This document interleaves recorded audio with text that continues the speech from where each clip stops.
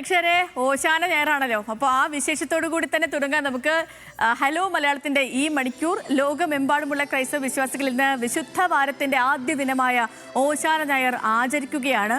സംസ്ഥാനത്തെ ദേവാലയങ്ങളിലൊക്കെയും കുരുത്തോല പ്രദക്ഷിണവും പ്രത്യേക പ്രാർത്ഥനകളും നടക്കുന്നു. നമുക്ക് തത്സമയ ദൃശ്യങ്ങളിലേക്ക്.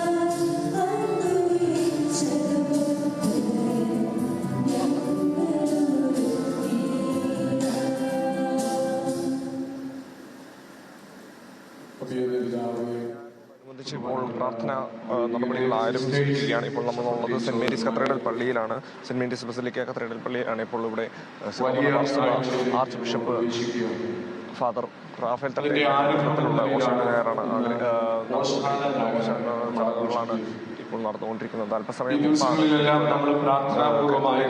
വിശ്വാസികൾ ഇതിലൂടെ മാത്രമല്ല ഇപ്പോൾ ഇതിനോടകം തന്നെ പ്രാർത്ഥനാ നടപടികൾ ആരംഭിച്ചു കഴിഞ്ഞു. പ്രാർത്ഥന കർമ്മത്തിലേക്കാണ് പോയത്.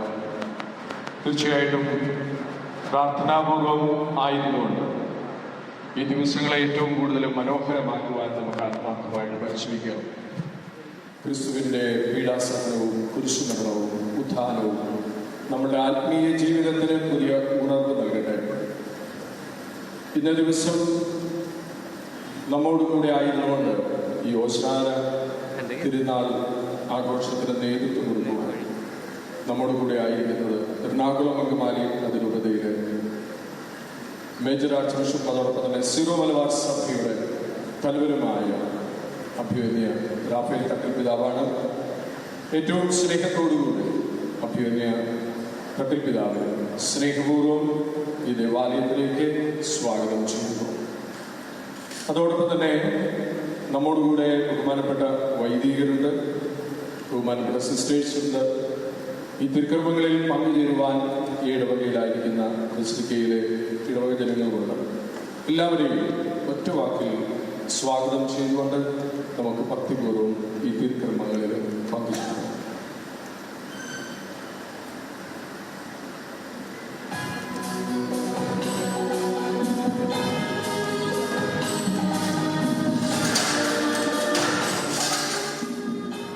പ്രിയപ്പെട്ട പ്രേക്ഷകരെ, അപ്പം പള്ളികളിൽ പ്രാർത്ഥന തുടരുകയാണ്. ഒപ്പം തന്നെ കുരുത്തോല പ്രദക്ഷിണവും ഒക്കെയും ഇന്നാണ്.